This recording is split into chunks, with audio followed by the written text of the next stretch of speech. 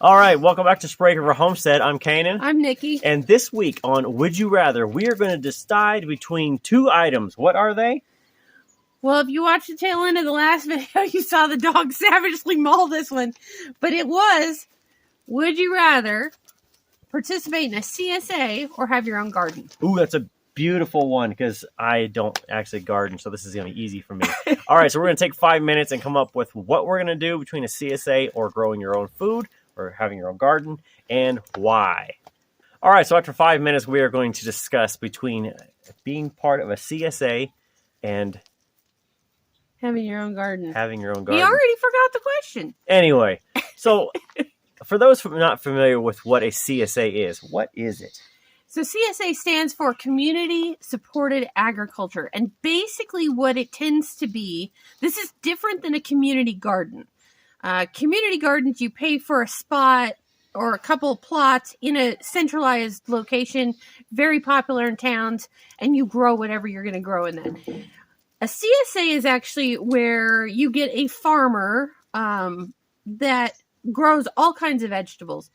But to do that, you buy a CSA share. So every week, the CSA will get, the people who are in the CSA will get a box or basket or whatever, however your farmer does it, of whatever the crop is. So you might be getting onions this week and lettuces next week.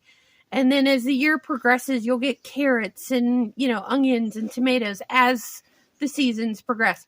Some CSAs also offer flowers and that sort of thing. So a CSA is just community supported agriculture. Basically, your part is to pay the fee that enables the farmer basically to farm. That's really what it comes down to. You get the fresh produce and essentially you kind of own stock, if you will, in how the farm, in the farm itself. Okay. Pretty easy stuff. So basically you're just paying and you get whatever your part is for the week. All right. That'll work. All right. So here's the easy answer for me. I've said it. I don't know. I've already said it like 4 times today, just filming all these videos. I don't garden. So raising my own garden of hospice patients, as Nikki said, hospice plants, I would easily go CSA. I would much rather pay an expert to grow some excellent vegetation matter to bring home and eat. So CSA all the way because I don't garden.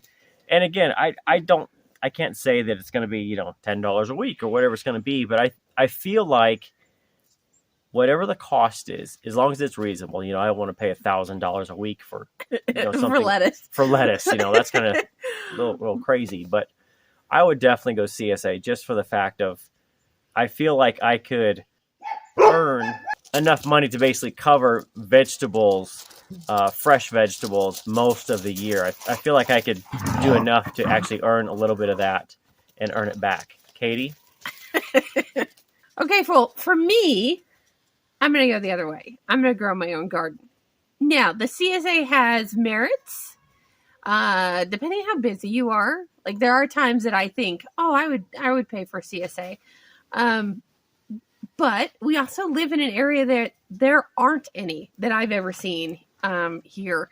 I know there are a couple people in Klamath Falls that are trying to get some started.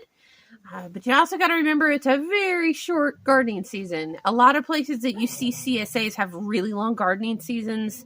And it's just a whole different climate. So you don't see a whole lot of them in our super, like 5B, 6A kind of growing zone. But I would appreciate somebody who had greenhouses and employees and time to make beautiful tomatoes and peppers and all those things that I really struggle to have, 1, space for, and 2, time to deal with. So there's definitely some merits for it. And, if you have access to a CSA, at least 1, you're typically getting organic produce. Even if they're not certified, usually they're growing with organic means. But it gives you a lot of time to do other stuff. And especially the first couple years on a homestead, I think it would be really beneficial if you had a CSA that you could actually partake in while you're doing other stuff. Because they're also usually really good at giving you tips on how to grow stuff. And it might be something where you could start with a CSA, start your own garden, kind of supplement until you got your stuff going. So I see benefits to both. But I like gardening. So for me, I'm going to raise a garden. Well, there you got it. For once, we're split on the decision. I'm CSA. She's going to raise her own just because she can and I can't. But that is it. So the question is, what would you rather do? Would you rather pay a little bit for a CSA, assuming it's reasonable cost, or would you rather raise your own garden and you're at your own peril? Basically, you reap the profits if you have a fantastic year growing. But if it's dismal like mine would be, I would be going to the grocery store a lot to buy extra vegetables because I really wouldn't do very well growing. And that is one nice thing about a CSA is they tend to have better equipment, like I said, greenhouses and stuff, and they tend to be diverse enough. Most CSA that I see run anywhere from like 8 to 15 crops, which is a lot. Yeah. But if something fails, you're still getting something. Right. Which is kind of nice. A little bit of insurance. Exactly. So leave your comments down below which one you'd rather prefer. And if you have any questions or topics for future, you can also leave those down in the comments below. Mm-hmm. So with that, we'll leave you there with Sprague River Homestead. We'll see you next time. Happy homesteading.